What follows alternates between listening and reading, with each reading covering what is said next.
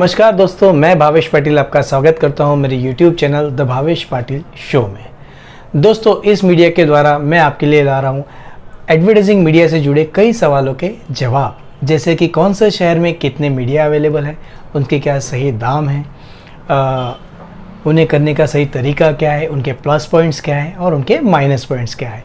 तो दोस्तों, आज के मीडिया के बारे में हम आगे बढ़े उससे पहले मैं आपसे रिक्वेस्ट करता हूं कि अब तक अगर आपने इस चैनल को सब्सक्राइब नहीं किया है तो एक बार इसे सब्सक्राइब कर दीजिए एंड नीचे दिए गए बेल आइकन को दबाना बिल्कुल ना भूलें, ताकि मेरे आने वाला हर वीडियो आप तक सही समय तक पहुँच सके। तो दोस्तों, शुरू करते हैं आज के मीडिया के बारे में जानकारी। दोस्तों, आज का मीडिया एक ऐसा जादुई मीडिया है जो छोटे से छोटे बिजनेसमैन से लेकर बड़े से बड़े कॉर्पोरेट कंपनी के लिए एक जादू का चिराग साबित हुआ है। यानी मुट्ठी भर पैसे खर्चा करके उसमें से वो लोग अनगिनत उसका बेनिफिट पाते हैं। उस मीडिया का नाम है दोस्तों ऑटो विनाइल ब्रांडिंग। हाँ दोस्तों, मैंने अपने पिछले वीडियो में आपको बताया था ऑटो हुड ब्रांडिंग के बारे में। इस बार मैं आपको बता रहा हूँ ऑटो विनाइल ब्रांडिंग के बारे में। आप कहेंगे भाई इसमें क्या डिफरेंट है। हाँ दोस्तों, auto branding, auto rickshaw hood branding and auto vinyl branding both are different media. Auto hood branding मतलब क्या है, जिसमें पूरे रिक्शा का टॉप चेंज किया जाता है। और ऑटो विनाइल ब्रांडिंग का मतलब क्या है, जो रिक्शा के पीछे जो ओनली उसका 3x1.5 का जो बैनर लगता है वो उसे लगाया जाता है, उसे कहते हैं ऑटो विनाइल ब्रांडिंग।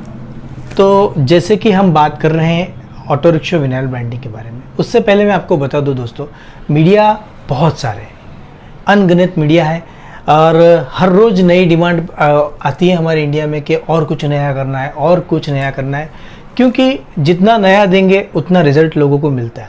लेकिन दोस्तों, कोई भी मीडिया के बारे में बताने से पहले हमें हर बात का ध्यान रखना पड़ता है। मेरा एक नेचर है कि मेरा भी 15 साल का इसमें तजुर्बा है। हम लोग छोटे से लेकर हमेशा ऐसे मीडिया पे पहले कॉन्सेंट्रेट करें जिसमें बजट थोड़ा कम लगे और रिजल्ट ज़्यादा मिले। तो ऐसे कई सारे मीडियाज़ हैं हमारे पास और हम लोग जैसे जैसे स्टेप बाय स्टेप जाएंगे, यानी कम बजट से लेकर हायर बजट तक हम लोग अपने वीडियोस में बात करने ही वाले हैं। लेकिन हमें हर बंदे का ध्यान रखना पड़ता है, छोटी कंपनी से लेकर बड़े कॉर्पोरेट तक। तो इसीलिए आज मैंने इस मीडिया को सिलेक्ट किया है। दोस्तों देखिए दोस्तों, ऑटो रिक्शा ब्रांडिंग ये इसके बहुत सारे प्लस पॉइंट्स हैं। जैसे कि एक रिक्शा, मैं आपको बताऊं कि ऑटो रिक्शा ब्रांडिंग अभी फिलहाल लोग ज़्यादा से ज़्यादा क्यों कर रहे हैं। पहले इसका इतना चलन नहीं था। जब हम लोग नया नया मार्केट में जाते थे तो लोग सोचते थे नहीं यार ये चीप लेवल का है। जैसे बड़ी कंपनी में जाते, सबकी अलग अलग सोच रहती थी। ऑटो वर्ड आते ही लोगों को लगता था अरे यार नहीं, ये तो अपने लेवल का नहीं है। कुछ कंपनियां उसका बहुत बेनिफिट्स उठाती थी और कुछ कंपनियां ऐसी भी ये वर्ड सुन के पीछे हट जाती थी।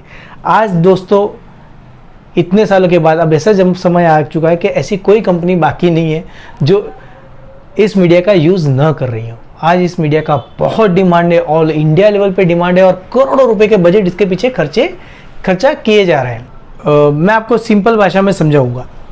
एक रिक्शा दिन में कम से कम 150 से 200 किलोमीटर तक घूमता है और वो हर एरिया में घूमता है। ओके, हम इतना ही मानेंगे 1 किलोमीटर, यानी एक क्रॉस रोड से दूसरे क्रॉस रोड तक यह गाड़ी जा रही है। 1 किलोमीटर में सिर्फ 10 लोग हमारी ऐड पढ़ेंगे, इतना तो आप मान सकते हो। तो 10 लोगों ने अगर हमारा ऐड 1 किलोमीटर में देखा, इंटू हम लोग 200 किलोमीटर्स करते हैं तो वो हो जाता है 2000 हिट्स।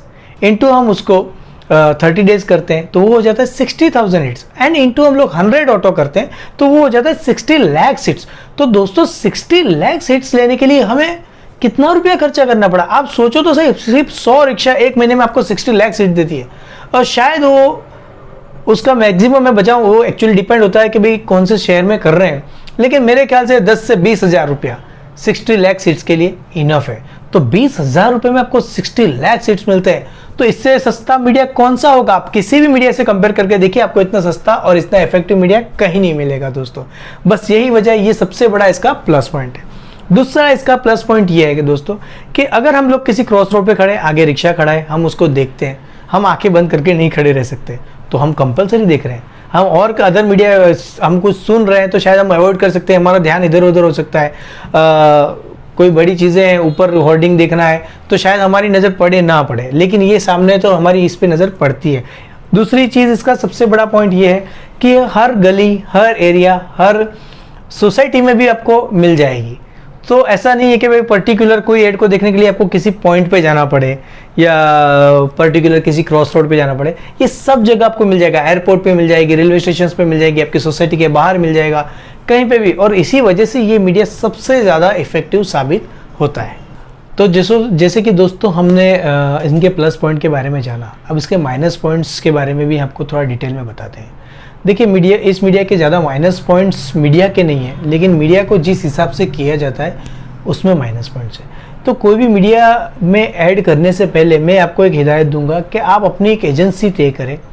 जो एजेंसी, आप भी समझते कि हर एजेंसी के पास अपने खुद के कोई मीडिया नहीं होते, ठीक है। वो एजेंसी का काम ये होता है कि वो आपके लिए हर मीडिया ओनर से सही दाम में, सस्ता नहीं महंगा नहीं, सही दाम में मीडिया आपको खरीद के दे, उसको सही समय पर और सही तरीके से अच्छी ढंग से उसको एग्जीक्यूट करके दे। ये काम आपकी एजेंसी का होता है। कई बार कई कंपनियां एक गलतियां करती है कि वो खुद हर मीडिया ओनर के पास पहुंचने की कोशिश करती है, और इसी में कई बार ऐसा हो जाता है कि उनको कुछ मीडिया काफ़ी सस्ते मिल जाते हैं, तो कुछ मीडिया में ज़्यादा पे करना पड़ता है। कुछ मीडिया समय से काम नहीं होते हैं, और कुछ मीडिया में वो चोरी का शिकार होता है, जो ऑटो विनाइल ब्रांडिंग में जिसका ज़्यादातर लोग शिकार हो जाते हैं ऑटो विनाइल ब्रांडिंग में।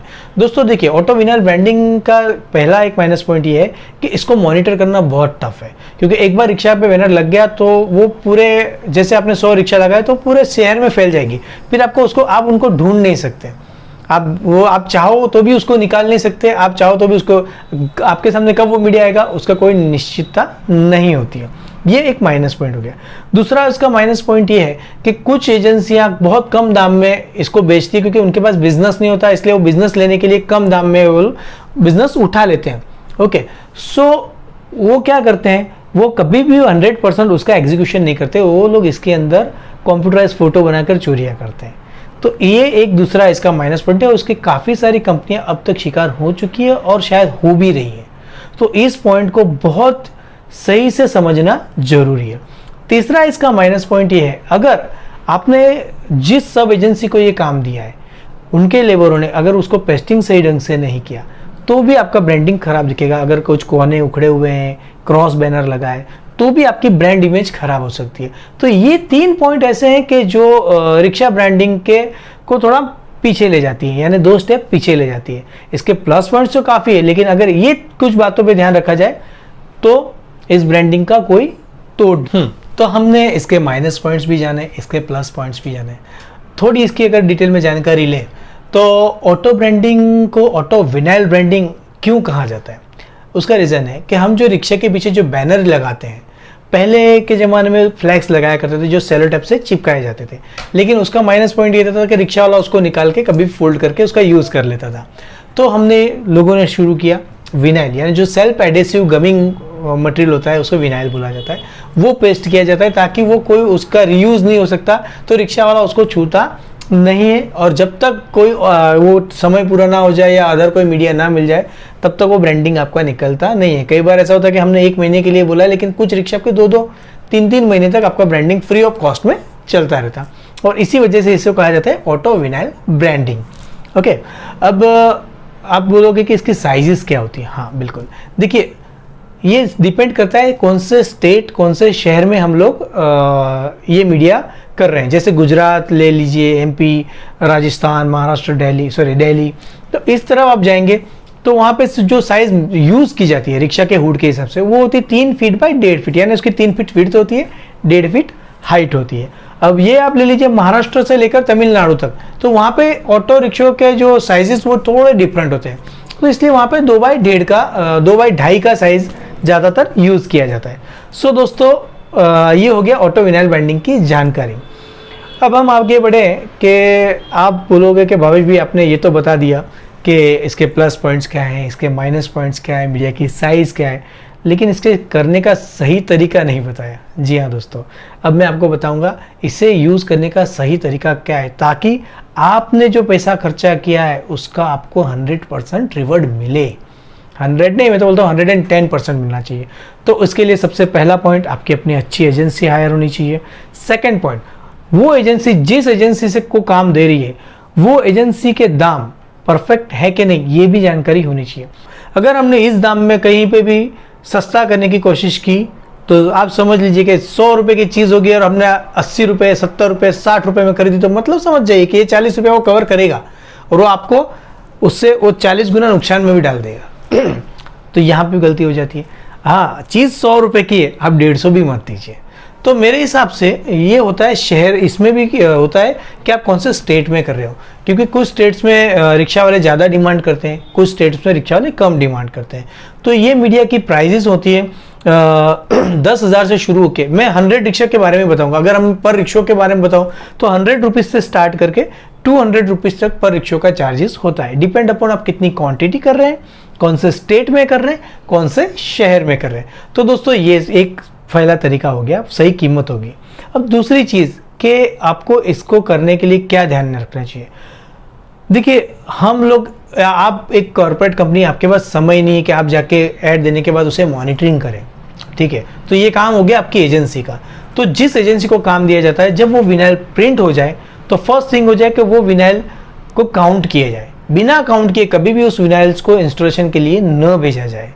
सेकेंड थिंग होता है कि हो सके तो एक बंदा कंपलसरी वो ब्रांडिंग होने के समय आपका रखे, इन्फॉर्म किया जाए, क्योंकि मोस्ट प्रोबेबली ये काम करने में एक इश्यू आता है कि 1-2 घंटे का काम नहीं होता है। सुबह से लेकर अगर बंदे काम कर रहे हैं धूप में तो शाम तक वो काम चलता है। तो अगर आपकी एजेंसी कोई बंदा हायर करके एक बंदा वहाँ रख सके तो आपका काम बहुत अच्छे ढंग से, सही ढंग से और सही तरीके से होगा। लेकिन 3 चीज़ अगर आपने ध्यान में रख ली, सही दाम दिया, सस्ता भी नहीं महंगा भी नहीं, सही दाम, किफ़ायती दाम दिया, अच्छी एजेंसी पकड़ी और भरोसा तो बिल्कुल नहीं करना है, पूरा काउंटिंग कर लिया, तो आपका काम सोने पे सुहागा जैसा होगा और आपको बहुत बढ़िया इसमें रिजल्ट्स मिलेंगे। दोस्तों यही इस मीडिया को करने का सही तरीका है।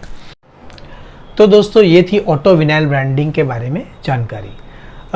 इससे पहले का मेरा जो वीडियो था वो था ऑटो हुड ब्रांडिंग के बारे में, उसमें भी मुझे आप लोगों का बहुत प्यार मिला है। अगर आपके ध्यान में ना आया हो तो आप फिर से एक बार वो वीडियो ज़रूर देखिएगा, ताकि आपको ऑटो हुड ब्रांडिंग की भी बहुत ज़्यादा डिटेल, जो भी डिटेल चाहिए वो मिल जाएगी।